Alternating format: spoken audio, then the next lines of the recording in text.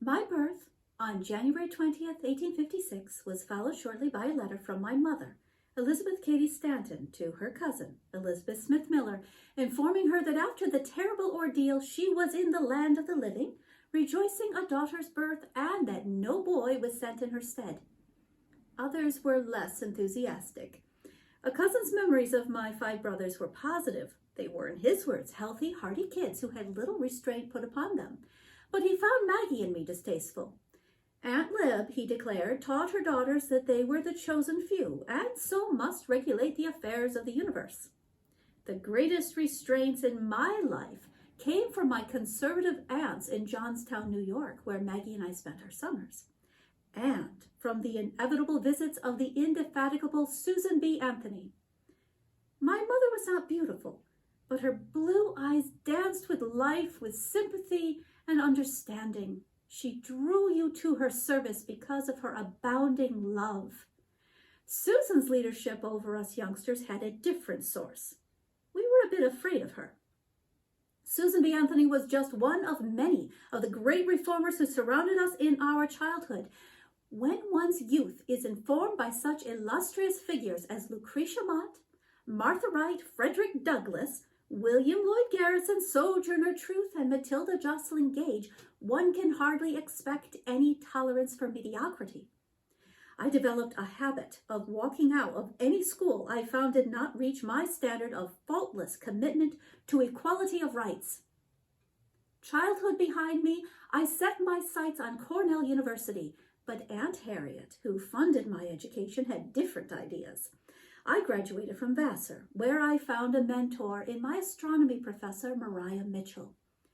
Seeking to find my vocation after graduation, I traveled to Europe and met Harry Blatch of Basingstoke, England.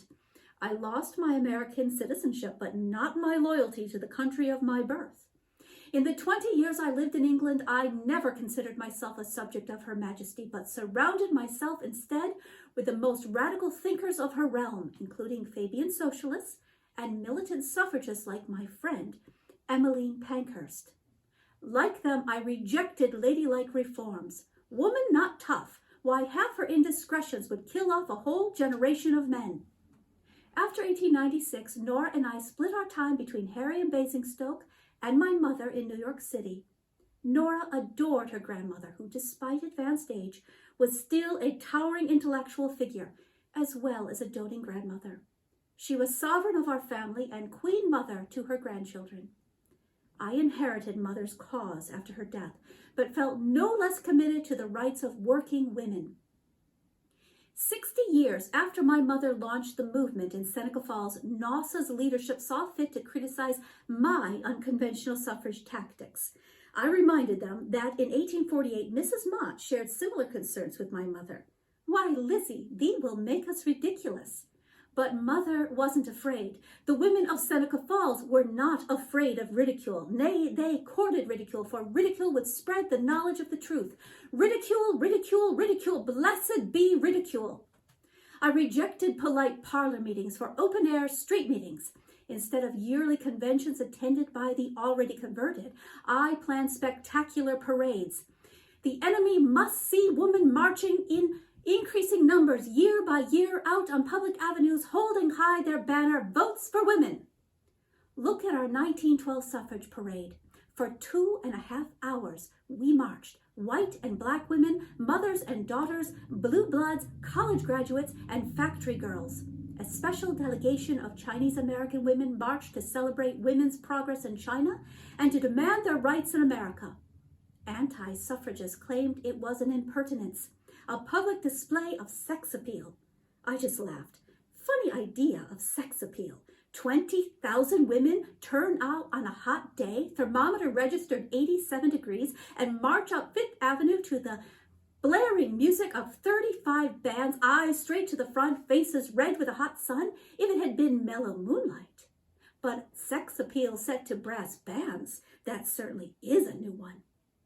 Not everyone liked my guerrilla methods, but I never saw the need to march in lockstep. Mrs. Catt believed otherwise and demanded a unified front and a singular dedication to the vote, disparaging what she considered extraneous attention to other issues. Mrs. Cat can have her opinions. What bothers me is that she also seems to want to take all the credit too. When we didn't carry New York in 1915, we turned again to the national stage and headed west, where women of several states already had the vote. Everywhere I went, women would come up to me to shake the hand of the daughter of Elizabeth Cady Stanton. Even before suffrage was finally won, I was ready to move on. My mother was a many-ideaed woman who alienated those suffragists more concerned with reinforcing their privilege than in demanding true equality. Whereas such women took themselves as the noble benefactors of the working woman, I saw that it was the working woman who must lead the way into the future.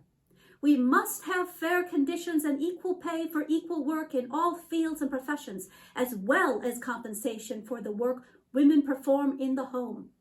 Like my mother before me, I grew more confident and more radical with age. And like my mother before me, that came with a price. Even as my socialism marginalized me, many began to say that it was Susan B. Anthony and not the more radical and troublesome Elizabeth Cady Stanton who began it all in Seneca Falls. This infuriated my brother Theodore, who complained that Susan B. Anthony had as much to do with the 1848 convention as the man in the moon. My mother would not conceive of suffrage as standing by itself as an issue unrelated to other issues. For her, it was inseparable from the anti-slavery agitation, from women's demand for entry into the field of labor, into the universities and professions. Later, when she saw how narrow the American suffrage movement had become, she was much disturbed and said in a solemn warning, "If the American suffrage movement does not develop broader interests, why then, when women get the right to vote, they will be totally unprepared for the part they ought to play in American political life." She was right, of course. Mother always was. I hope I have been a worthy daughter to such a great woman, and that I have not just carried her message faithfully, but also carried it forward. If younger women could only realize how difficult it was to win what rights we have today, they would be less indifferent. I am convinced that women are facing a crisis today and must unite and take a definite stand to protect the rights they have won, and in saving these rights, they will also save civilization. The world is calling for women of vision and courage. May the women of the world hear the call and go forward.